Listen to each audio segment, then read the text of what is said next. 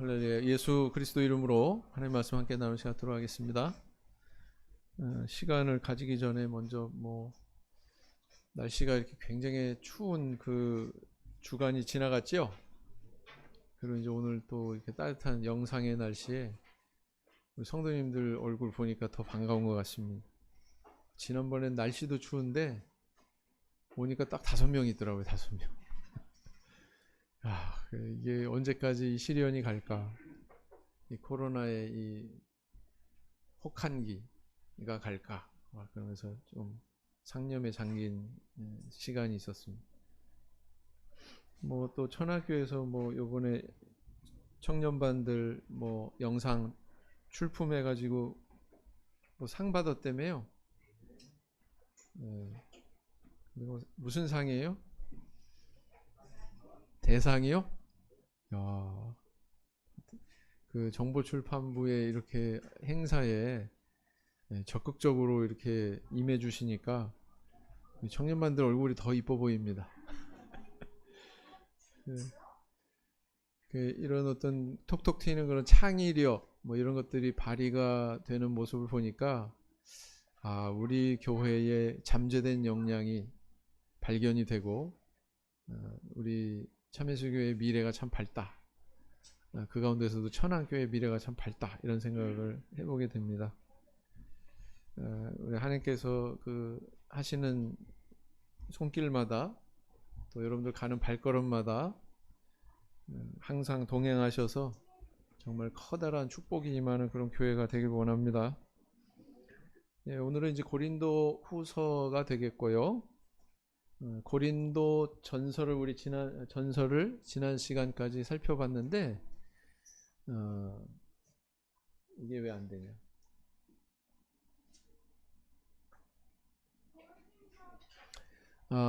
똑같은 그런 고린도라고 하는 도시에 세워진 교회에 보낸 서신임에도 불구하고 전서와 후서의 분위기는 완전히 다르죠. 완전히 다릅니다.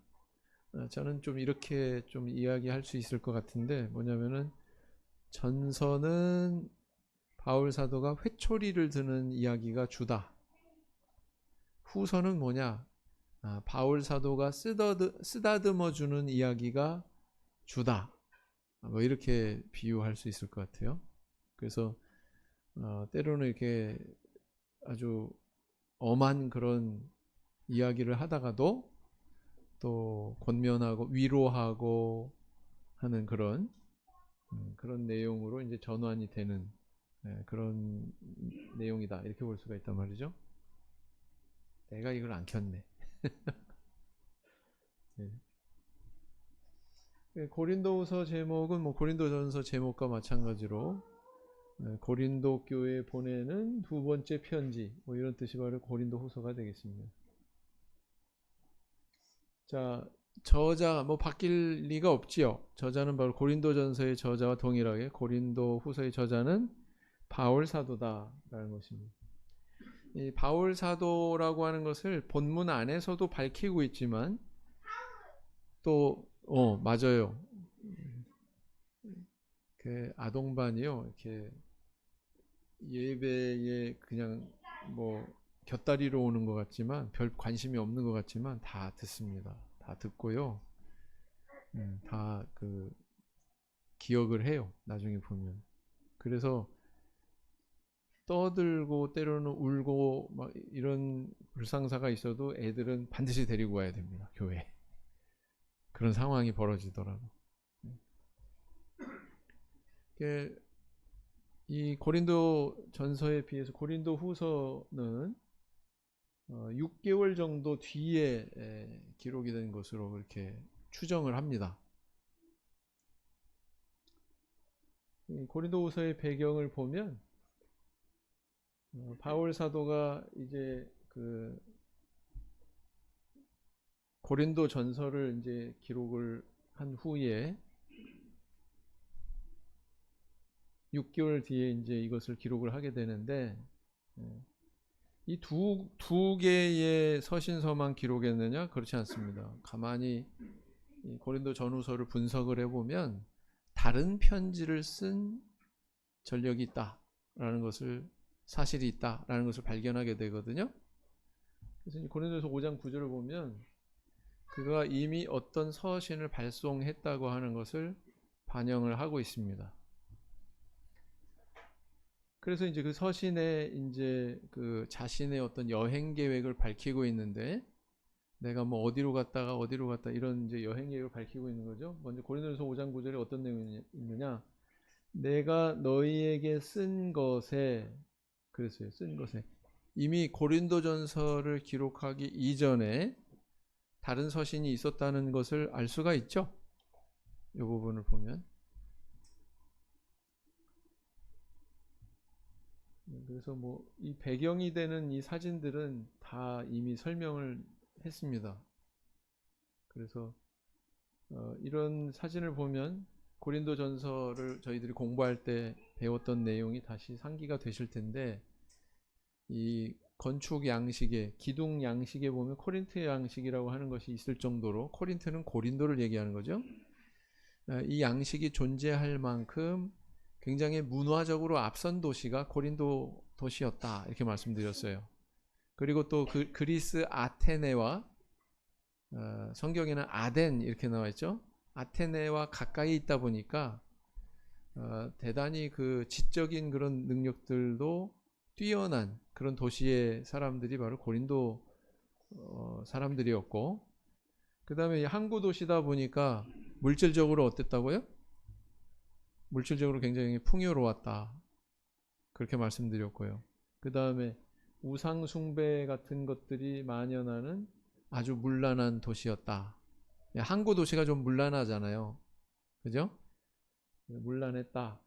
그래서 이런 아프로디테, 이런 여신상, 목이 잘려나간 이런 여신상도 즐비하게 이렇게 지금 박물관 앞에 전시가 돼 있기도 하고 그렇다, 이렇게 다 말씀을 드렸습니다. 그래서 이제 바울 사도가 이 에베소에서 고린도로, 고린도에서 마게도냐로, 마게도냐에서 고린도로, 그리고 그곳에서 예루살렘으로 이렇게 나는 갈 거야, 이런 계획을 밝혔는데, 근데 이제 이 근로의 집 사람들로부터 지금 고린도 교회가 좀 심각한 이런저런 문제들이 발생했습니다, 막 이런 얘기를 듣고는 이제 화들짝 놀라가지고 뭐를 기록했냐면 바로 고린도전서를 기록하게 된 거죠. 그죠? 그래서 지난 시간에 말씀드렸듯이 고린도 교회는 쉽게 얘기하면 종합병원이었다, 제가 이렇게 표현했습니다. 기억나십니까? 종합병원이었다. 온갖 여러 가지 영적인 그런 불미스러운 상황에 빠져 있는 그런 연약한 교회였다라는 것인데, 그런 교회의 상황을 해결하기 위해서 바울 사도가 기록한 것이 바로 고린도전서죠. 그래서 요 바울 사도의 그 내용들을 거의 보면 로마서는 좀 그런 성격이 없는데, 나머지 다른 서신들을 다 보면 어떤 성격을 띠고 있냐면, 교회가 어떤 문제에 봉착하고 여러 가지 상황들이 벌어지는데, 그런 상황을 해결하고 해소하기 위한 목적으로 편지가 기록이 된 거예요. 그래서 그 대부분의 바울 서신, 특히 이제 로마서는 좀 그런, 왜냐하면 한 번도 가본 적이 없는 교회였기 때문에 교회 상황이 그렇게 발견이 되질 않아요, 로마서에는. 그런데 그 이외의 모든 바울 서신에는 분명히 그 교회가 안고 있었던 몇몇 문제들을 다 노출하고 있다. 당연하겠죠? 그 문제를 해결하기 위해서 발송이 된 거니까. 그래서 이 고린도전서도 그러했고요. 그래서 이 고린도전서에는 그런 고린도 교회의 여러 가지 문제점들에 대해서 쭉 다 바울이 지적하고 또 그것을 해소하는, 해결하는 판단의 그런 내용들을 이렇게 제시를 했다 그랬습니다. 그래서 이제 이게 좀 잘 해결이 될라나 뭐 기대를 했지만, 자, 먼저 이런 행로에 대한, 고린도 후서에도 보면 행로에 대한 계획이 밝혀져 있죠. 내가 이 확신을 가지고 너희로 2번 은혜를 얻게 하기 위하여 먼저 너희에게 이르렀다가 너희를 지나 마게도냐에 갔다가 다시 마게도냐에서 너희에게 가서 너희가 보내줌으로 유대로 가기를 경영하였으니, 이게 이제 본래 계획이란 말이죠. 네. 그런데 이 계획이 갑자기 바뀌어가지고 바울 사도가, 그러니까 고린도전서를 기록한 이후에 어떻게 행동했냐면, 이 에베소에서, 아니 이게 왜 넘어갔지? 에베소도 항구 도시거든요. 거기서 이제 배를 타고 어디로 가냐면 곧바로 고린도로 갑니다. 고린도. 먼저 내가 마게도냐로 갔다가 고린도로 갔다가 뭐 이렇게 계획을 밝혔는데, 그와는 달리 걱정이 됐겠죠. 왜 곧바로 거기를 갔겠습니까? 이게 사태가 심각하다 생각하고서는 이제 간 거죠. 그래서 이제 그곳에서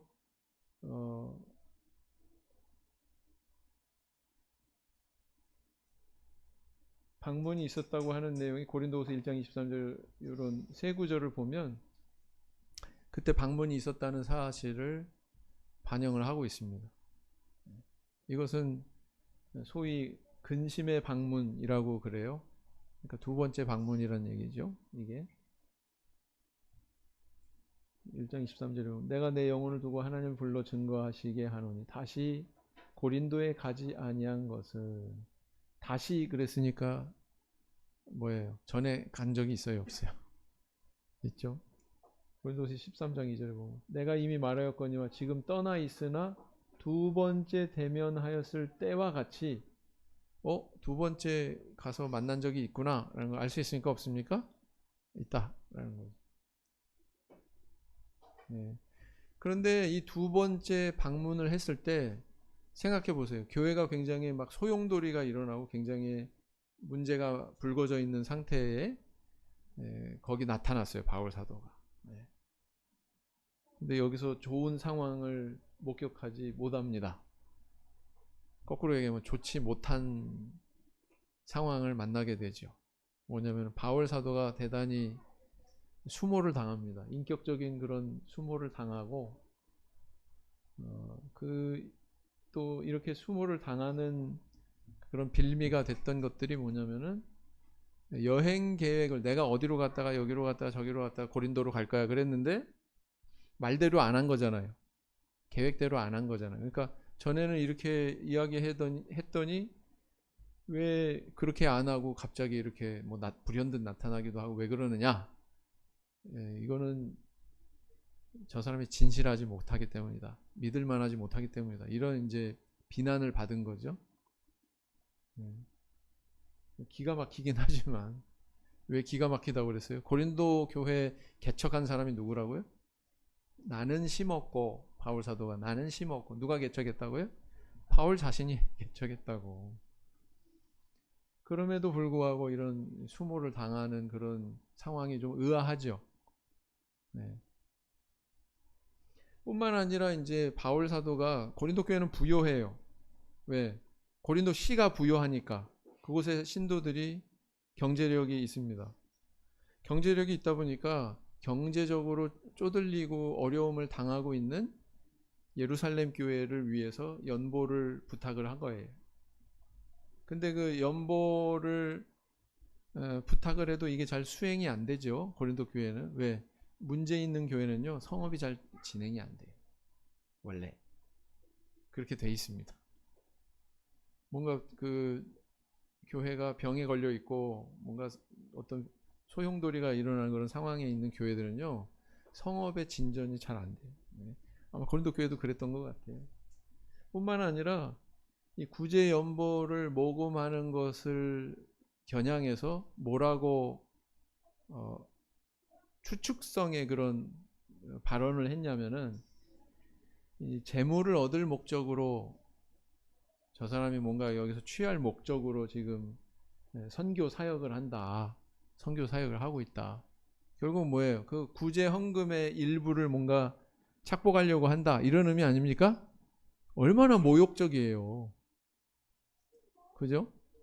바울 사도가 그런 오해를 받았고 신실하지 못하다고 비난을 받았고 그런 상황에 있었다라는 것입니다. 그래서 바울이 이런 수모를 받고는 에베소로 돌아갑니다. 돌아가가지고 쓴 편지가 있으니 그거는 성경에 안 나타나요. 고린도 전서도 아니고 후서도 아니고 별도의 다른 서신이 있었으니 그걸 일컬어서 뭐라고 하냐면 눈물의 편지라고 합니다. 이것을. 네. 그래서 이제 이거를 누구 편으로 보내냐면 디도 편으로 고린도 교회에 보내요. 이 편지를. 그리고 이제 바울 사도가 궁금하잖아요. 소식이 궁금했겠죠. 근데 디도와 이제 길이 엇갈려 가지고 뭐 드로아에서도 이제 길이 엇갈리고 그래서 만나지 못했다가 나중에 마게도냐는 빌립보 교회가 있는 그 지방이 마게도냐죠.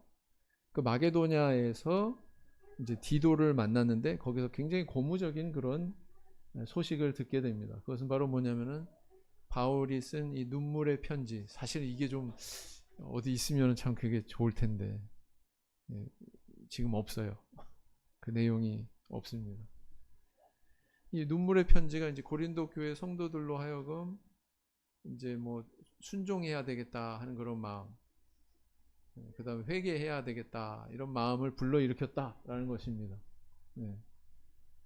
그래서 이제 신앙이 이제 다시 또 회복이 되는 그런 기적 같은 일이 일어났다고 하는 거죠. 네. 그래서 바울 사도가 이제 그런 소식을 듣고는 얼마나 기뻤겠어요. 그죠? 그 다음에 얼마나 또 위로가 됐겠습니까? 그래서 기록한 책이 바로 뭐다? 고린도 후서다. 그래서 여기 보면 어떤 단어가 잘 등장하냐면 위로, 기쁨, 또 근심. 이런 단어의 공통점이 뭡니까? 정서적인 거죠? 감정적인 거잖아요. 그죠? 그래서 고린도전서는 이지적인 서술이 많은 반면 예를 들어 볼까요? 부활장 15장에 보면 만약에 그리스도의 부활이 없으면 모두 없고 모두 또 어떻고 다 논리적이잖아요. 그런 어떤 이지적인 서술이 많은 반면 고린도 후서는 감정적인 그런 서술이 많아요. 네, 그래서 막 때로는 막 이렇게 위로하기도 하고 바울 사도가 고린도 교회 성도들을 징계받은 자로 하여금 너무 근심하게 하지 마. 뭐 막 이렇게 그렇게 또 위로하는 말을 하기도 하고 그리고 이 정서라고 하는 거는 어떤 특징이 있냐면은 거울과 같아요. 내가 분노의 마음을 품으면 그게 반사가 돼가지고 상대방도 분노를 느끼게 하기도 하고 또 내가 뭐 기뻐하면은 뭐예요? 상대방도 뭐예요? 그대로 반사돼서 그 기뻐하는 마음에 동참하기도 하고 그러잖아요. 그런 것처럼 이 고린도 후서에 보면 그런 바울 사도의 어떤 감정에 대한 것들이 많이 드러나고 있다. 그러면 이제 그런 감정적인 것만 드러나고 있느냐? 굉장히 변화무쌍해요. 고린도 후서는. 때로는 막 거짓 사도들, 거짓 교사들에 대해서 막 엎어놓는 그런 이야기도 나왔다가 또 막 이렇게 위로하고 막 그런 이야기도 나왔다가 막 기뻐하는 그런 이야기도 나왔다가 도대체 이게 종잡을 수가 없어요. 사람 감정을 종잡아서 얘기할 수 있어요? 없죠. 그래서 그런 것들이 막 이렇게 뭐 파노라마처럼 무지개 빛깔처럼 여러 가지 색깔들이 막 이렇게 어우러져 가지고 서술이 되고 있다라는 것입니다. 그래서 이제 이 전반부에는 이제 고린도 교회 신앙이 회복된 것에 대한 어떤 기쁜 그런 감정에 대해서 또 뭔가 위축되어 있는 그 교회 성도들을 위로하는 그런 내용에 대해서 기록을 하고 있고요. 후반부에 가서는 이제 바울 사도 자신에 대한 해명을 하죠. 내가 왜 그때 계획이 변경됐냐면 여차저차해서 그랬다. 뿐만 아니라 또 뭐예요? 거짓 교사들, 자기가 오해받는 상황에 대해서 해명을 합니다. 바울 사도가 오해 받으면은 어떤 문제가 생각이 되십니까? 어떤 문제가 발생한다고 생각이 되십니까? 바울 사도가 거짓 사도라고 그렇게 오해를 받으면 바울 사도가 전하는 복음도 받아들일까요? 안 받아들일까요? 안 받아들이겠죠. 그러니까 이건 개인의 명예의 문제가 아니에요. 바울 사도가 참 사도로 그렇게 받아들여지느냐는 바울이 전하는 복음이 참복음으로 받아들여지느냐와 결부되어 있기 때문에, 그래서 애써가지고 이렇게 변호를 하고 있는 거예요. 방어를 하고 있는 거예요. 난 올바른 사도다. 이렇게. 얼마나 기가 막혔겠어요. 그죠? 자기가 세운 교회 성도들 멤버한테, 그 성도들한테 사도가 사도가 저래 말하는 게 좀 현찮어. 베드로는 부부간에 같이 다니는데 저 사람 왜 맨날 혼자 다니지? 베드로는 교회로부터 이렇게 공급받는 그런 생활에 그런 물질이, 생활에 필요한 물질이 공급받는데 왜 저 사람은 그런 걸 거절하고 저렇게 다니지? 뭔가 그 밑에 있는 사람 아니야? 뭐 이런 오해를 받았다는 거예요, 바울 사도. 근데 이제 그 바울 사도는 뭐 그런 것들을 다 이렇게 방어하면서 내가 참 사도다라는 것을 여러 가지 각도에서 쭉 이야기합니다. 네. 그래서 이제 거짓 교사들을 또 반대로 거짓 교사들에 대한 경고의 메시지도 이제 던지죠. 그러니까 아직 여전히 고린도 교회 내부에 교회를 어지럽히는 거짓 교사, 교사는 목사를 얘기하는 겁니다. 거짓 목사가 있어요, 없어요? 있었다는 걸 의미하는 거죠. 그럼 왜 그런 상황이 발생하느냐? 이때는 순회 목회였어요. 순회 목회. 한 곳에 계속 붙박이로 있는 게 아니라 이런 그 순회 교사들이 있었어요. 순회 목회자들이 있어가지고 계속 돌아다니면서 여기서 일정 기간 머물다가 또 다른 곳으로 이동하고. 그럼 교회는 그런 그 교사들에 대해서 필요한 어떤 생활에 필요한 것들을 공급해야 되는 의무가 있었던 거죠. 그러니까 바울 사도가 고린도 교회에 붙어 있던 게 아니라 뭐 아시아 지역도 이렇게 돌고 막 이런 그런 상황에 있었기 때문에 그런 빈 시간에는 그런 거짓 교사들이 유입이 돼가지고 교회를 어지럽혔다라는 것입니다. 상황이 이해되시죠? 네. 그런 시대였다. 그래서요, 뭐 이 내용들은, 이 네모 채우는 거는 다 우리 성도님들이 채울 수 있어요. 이 내용과 관련된 건 마지막에 교훈에 다 나옵니다. 그래서 교훈을 다루면 이거는 다 해소가 됩니다. 아시겠죠? 네. 그래서 그냥 이렇게 쭉 보시면 돼요. 교재 안에서 보시면 됩니다. 답이 거기 있으니까. 자, 그럼 고린도 후서가 정말 굵직하게 전달하고 있는 메시지가 뭐냐 이렇게 질문했을 때 이거라고 봐요. 저는 뭐냐면은 참 선지자의 모습에 대해서 조명하고 있다 이렇게 볼 수 있습니다. 아까도 얘기했지만 굉장히 아픈 그 어떤 가시 같은 그런 상황이에요. 바울 사도에게는. 왜요? 거짓 사도로 오해받아. 근데 그 오해받는 상황을 변호하기 위해서 진솔한 자기의 내면이 다 드러나는데, 그 진솔하게 드러나는 내면이 바로 무엇에 관한 내용이냐면 참 선지자의 모습이다. 참 교사의 모습이다. 라는 거죠. 그래서 나는 이런 그 태도로, 이런 정신으로 여태까지 일해왔다. 이런 얘기를, 진솔한 얘기를 하면서 당신의 그 사도권을 방어하는 과정에서 참 선지자란, 참 교사란 이런 모습이다 라는 것들이 드러난단 말이죠. 드러나고 있단 말이죠. 그게 굉장히 많습니다. 그런 내용이 분량적으로도 많고, 그것이 어떻게 보면 유유히 전체적으로 흐르는 맥락이라고 볼 수 있고, 동시에 또 주제라고 볼 수 있다라는 겁니다.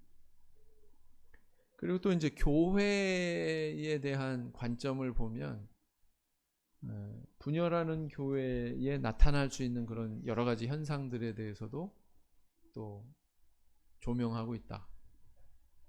그러니까 오늘날에도 교회에서 일어날 수 있는 문제 다 어디를 보면은 다 발견이 되냐면 고린도 전후서를 보면 다 발견. 교회에서 일어날 수 있는 모든 문제. 고린도 전후서를 보면 거의 다 있습니다. 거의 다 있어요. 네.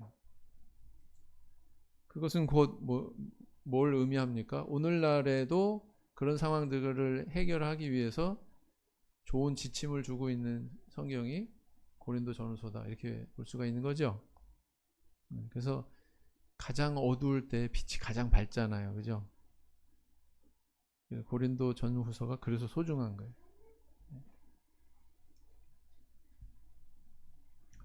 자, 읽어보겠습니다. 형제반, 자매반, 이렇게 시작. 우리는 수단 사람과 같이 하나님의 말씀을 혼잡하게 하지 아니하고 곧 순전함으로 하나님께 받은 것 같이 하나님 앞에서와 그리스도 안에서 말하노라 그랬어요. 바울 사도가 왜 이런 말을 했을까요? 하나님의 말씀을 혼잡하게 하지 아니하고, 여러분들은 뒤집어서 생각할 줄 알아야 돼요. 하나님의 말씀을 혼잡하게 만들어 놓는 사람들이 있었다는 거예요. 이건. 아시겠죠? 자, 이걸 또 교회적인 관점에서 이야기하면 교회가 어려움에 빠지고 문제가 발생하는 첫 번째 원인을 꽂으라고 할 것 같으면 혼잡된 하나님 말씀 때문에 그렇습니다. 그죠? 그렇습니다. 자매반 시작. 우리가 우리를 전파하는 것이 아니라 오직 그리스도 예수의 주되신 것과 또 예수를 위하여 우리가 너희의 종된 것을 전파함이라. 바울 사도가 왜 이런 말을 할까요? 우리가 우리를 전파하는 것이 아니라 우리를 전파하는 사람들이 있었다는 거예요, 없었다는 거예요? 거짓 선지자의 특징, 사도행전에도 나와 있고 갈라디아서에도 나왔지만 자기를 쫓게 하려고,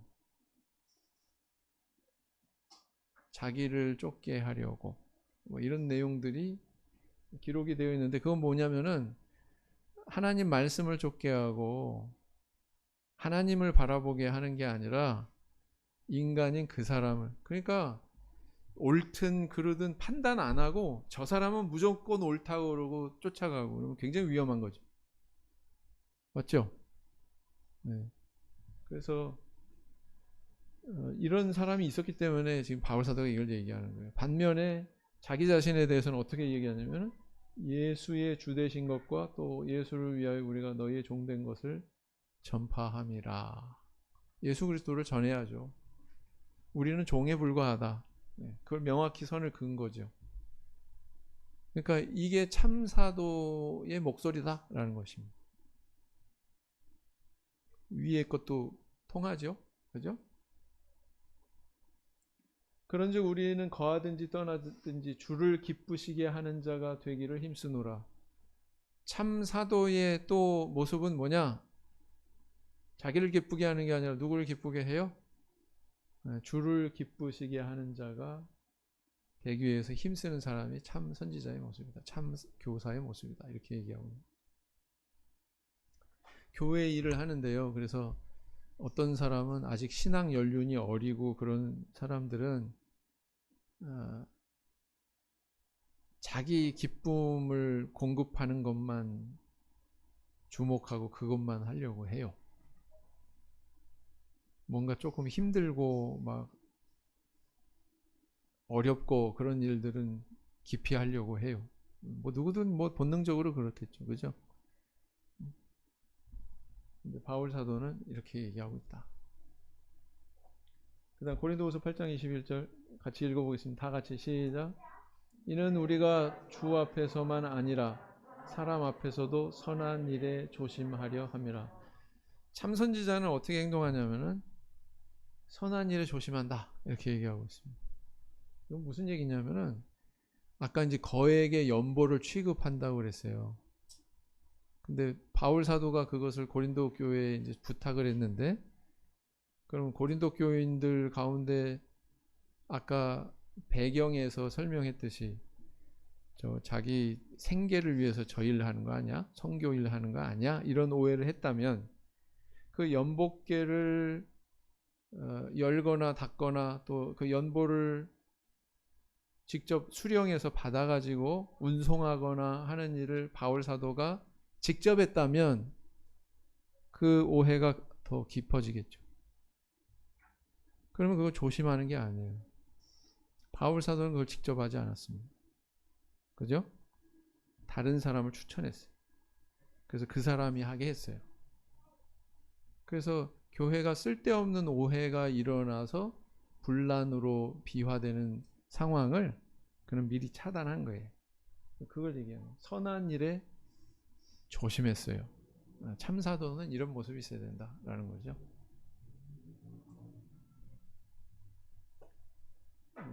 또 형제반 읽어보겠습니다. 시작. 우리가 어떤 자기를 칭찬하는 자로 더불어 감히 짝하며 비교할 수 없노라. 그러나 저희가 자기로서 자기를 헤아리고 자기로서 자기를 비교하니 지혜가 없도다 그랬어요. 그러니까 이거는 이제 반대를 얘기하는 거예요. 반대. 참 선지자, 참 교사가 아닌 경우는 이렇게 되는 거죠. 그죠? 어떤 남의 시선에 의해서, 타인의 시선에 의해서 내가 객관적으로 발견이 되는 게 아니라 자기 만족, 자기 자화자찬, 또는 뭐 자기 착각, 자기 가치에 대한 과대평가, 뭐 이런 거에 빠져있는 영적인 공주병, 왕자병에 걸린, 그거는 참 선지자의 모습이 아니다. 거꾸로 얘기하면은 거짓 선지자는 그런 성향이 강하다, 이렇게 얘기하고 있는 거죠. 자, 밑에 자매반 읽겠습니다. 시작. 누가 약하면 내가 약하지 아니하며 누가 실족하게 되면 내가 애타하지 않더냐 그랬어요. 자, 여기서 우리가 발견할 수 있는 건 뭐예요? 고린도 교회 성도들을 향한 바울 사도의 부모와 같은 심정, 그죠? 부모와 같은, 그건 하나님이 품고 계시는 심정과 동일한 가슴이겠죠? 근데 바울 사도가 자기의 그런 진솔한 심정을 고린도 교회 성도들한테 이야기하는 거예요. 너네들 가운데 이렇게 실족하려고 막 위태한 상황에 있는 보면 내가 얼마나 애타있는 줄 아느냐, 막 이런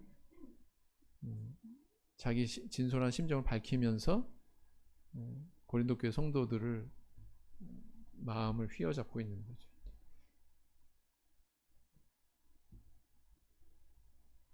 자, 고린도후서 12장 14절 읽어보겠습니다. 시작. 보라, 이제 세 번째 너희에게 가기를 예비하였으나 너희에게 폐해를 끼치지 아니하리라. 나의 구하는 것은 너희 재물이 아니요 오직 너희니라. 어린아이가 부모를 위하여 재물을 저축하는 것이 아니요 이에 부모가 어린아이를 위하여 하느니라. 여전히 여기도 부모로서의 그런 심정을 얘기하는 거죠. 그죠? 마지막 부분에 보면, 그리고 내가 구하는 것은 너희 재물이 아니다. 아까도 얘기했지만 오해할 수 있는 상황에 대해서 방어하고 있는 거죠. 너희 재물이 아니라 사실은 너희다. 너희들 자신이다. 그렇게 얘기하고 있습니다. 이게 참 선지자의 그런 모습이다 라는 거죠. 개인적 심경에 대해서 두드러져, 이건 아까 서두에 이야기한 거예요. 주관 논리보다는 감정이 더욱 드러나는 그런 책이다. 아까 다 얘기했죠. 그런 특징이 있다, 고린도후서. 자, 그래서 고린도후서의 교훈, 첫 번째는 뭐냐, 위로를 경험한 성도는 위로의 능력이 있다. 당연하겠죠. 어떤 어려움 당했는데 그 어려움을 통해서 누군가의 위로를 받으면 그 사람은 어떤 능력을 소유하게 되냐면 유사한 상황에 빠진 성도들에 대한 위로의 능력이 주어집니다. 하나님이 주시는 이 위로는 피차 고난을 견디게 하는 힘이 된다라는 거고요. 왜 이야기를 하냐면은 바울 사도가 위로받았잖아요. 그죠?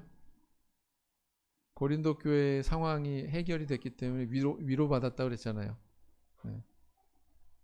그 위로가 또 고린도 교회 성도들을 위로하는 또 근거가 되는 거죠. 그죠? 그 다음 두 번째 교훈은 육체로 자랑 말고 주 안에서 자랑하라.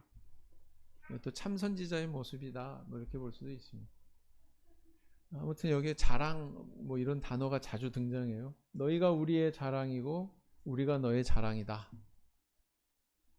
이런 표현. 우리를 너희와 함께 성령으로 인치셨다. 동질성에 대한 그런 인식을 함께 나누고 있죠. 그죠? 자랑거리다 이거죠. 자랑하는 자는 주 안에서 자랑하라. 또 이렇게 이야기하고 있고요. 육체를 따라 자랑하지 말아라. 또 이런 구절이 또 쭉 나오고 있고요. 바울 사도는 마지막에 가서 오히려 나의 약한 것을 자랑하리라. 또 이렇게 얘기하고 있죠.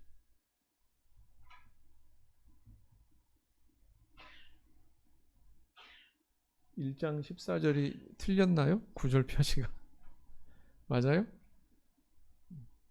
내 근심이 내 근심이고 내 기쁨이 내 기쁨이다. 아까 말씀드렸듯이 우리의 감정이라고 하는 건 거울과 같다. 이렇게 말씀드렸죠. 그런 원리를 보여주고 있다. 이렇게 볼 수가 있습니다.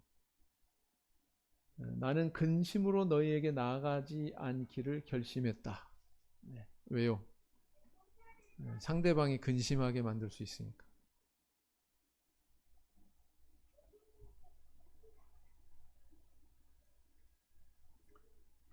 그러나 이 근심하는 것은 사실은 사랑의 다른 모습이다. 이렇게 볼 수가 있죠. 나랑 아무런 관계가 없어요. 사랑의 끈으로 맺어진 관계도 아니에요. 그러면 근심할 이유도 없는 거죠. 그죠? 그래서 사실은 이런 홍역을 치르는 고린도 교회의 모습을 통해서 바울 사도가 참 교사로서 고린도 교회 성도들과 이런 사랑의 끈으로 아주 긴밀하게 연락되어 있다, 연결되어 있다라고 하는 것을 발견할 수 있는 거죠.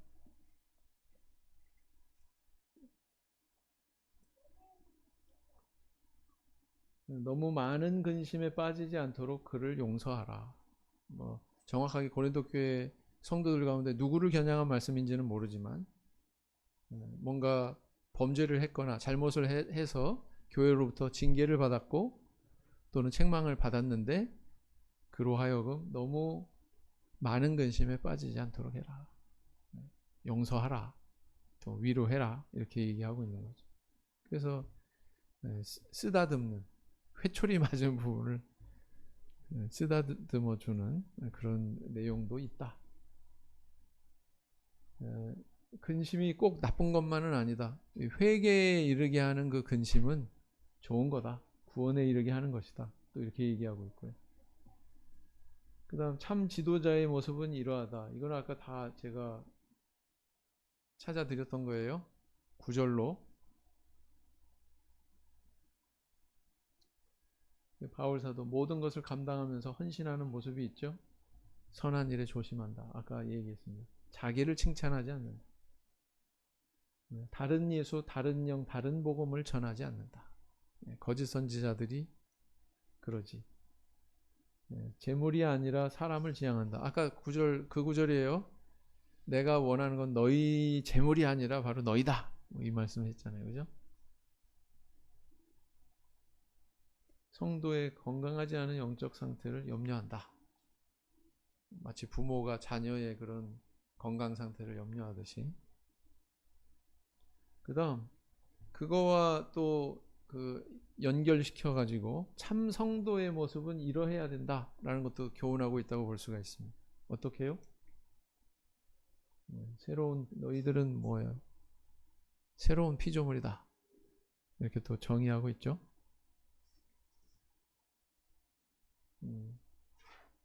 우리에게 하나님께서 화목하게 하는 직책을 주셨다.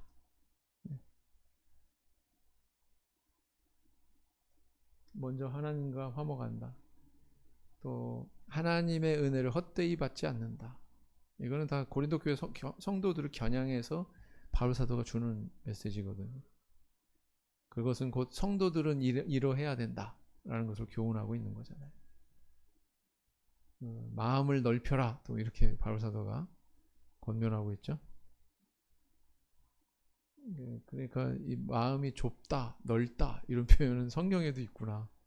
그죠? 우리 표현에도 참, 저 사람 마음이 좁아 뭐 이렇게 표현하잖아요. 그런 것처럼.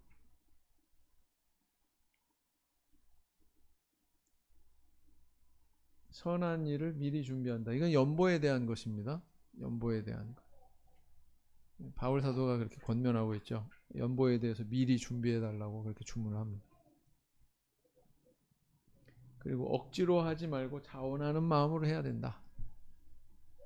이제 앞으로 천안도 뭐 계획이 있다면서요. 성전에 대한 계획이 뭐 무르익어 가고 있다고 들었습니다. 언제가 될지 모르지만 하나님이 정하신 때에 되겠죠. 그때 명심해야 될 거 뭐예요? 인색함으로나 억지로 하지 말지니 하나님은 즐겨내는 자를 사랑하시느니라. 그죠? 그게 9장 7절 말씀은 아니에요. 그거와 연계해서 제가 말씀드린 거예요. 우리는 주의 영이 부어진 한 공동체다. 이런 정신이 흐르는 내용들이 쭉 나오고 있습니다. 우리는 너희와 함께 기름이 부어진 존재들이다. 너희는 영으로 신비에 새겨진 나의 편지다.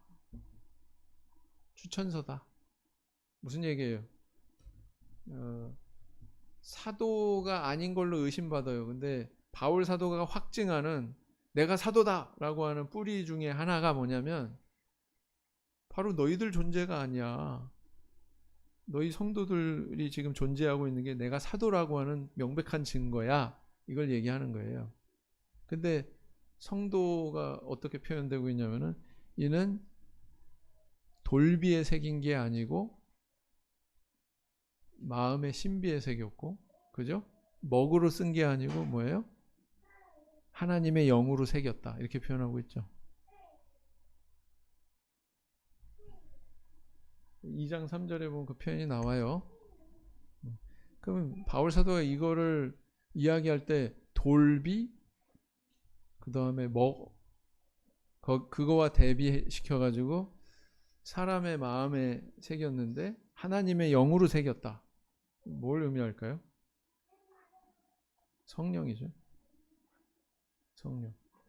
근데 이걸 뭘 견주어 가지고 얘기하냐면 돌비 언제 등장해? 돌비 뭐가 생각나십니까?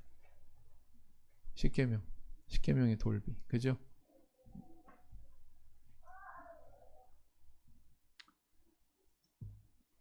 땅에 있는 장막집이 무너지면 하나님께서 영원한 집을 주시는 그 미래가 있는데 보증으로 뭘 주셨다고 나중에 기록하고 있냐면은 성령을 우리에게 주셨다. 그것에 대한 보증으로 이렇게 이야기하고 있죠.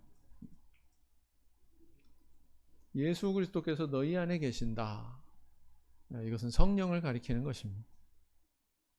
육신으로 오셨던 그 예수 그리스도께서 하늘로 승천하셨고 보내신 그분이 바로 뭐예요? 성령이죠.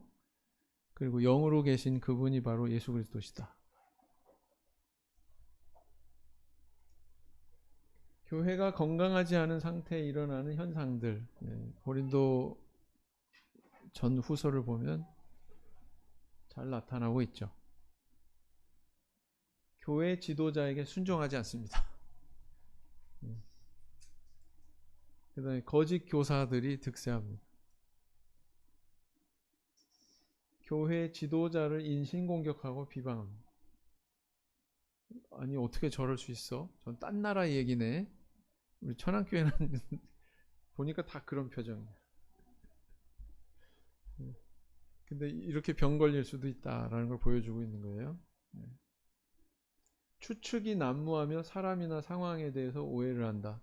여러분 상상력이 풍부하잖아요. 상상력이 풍부하면은 좋은 점도 있고 나쁜 점도 있어요. 좋은 점은 언제 좋냐면은 천안교회 청년반들이 영상 만들 때 좋고요. 언제 안 좋냐면은 교회 여러 가지 어떤 상황들이 사람들이 어떤 축축성 그런 상상력이 발휘가 된 만들어진 그런 이야기에 의해서 소설에 의해서 이런 것들이 또 그래서 팩트를 확인하는 게 굉장히 중요합니다. 팩트를 확인하려면 사람들이 투명해야죠. 말하는 거나 표리부동하면 안 되죠. 다 드러내놓고 솔직하게. 그래야 됩니다. 그다음 화목이 깨진다. 당연하겠죠. 성업이 원활히 진행되지 못하고 지체된다. 아까 연보가 지체됐잖아요. 고린도 전서에도 연보 얘기 나왔는데 6개월 뒤에 기록이 된 고린도 후서에도 또 연보 얘기가 또 나와. 진행이 된 거예요, 안 된 거예요? 안 된 거예요. 네. 그런 특징이 있다. 자, 이렇게 해서 이제 고린도 후서 내용을 다 살펴봤습니다. 오늘 여기까지 마치겠습니다. 묵상 기도 하시겠습니다.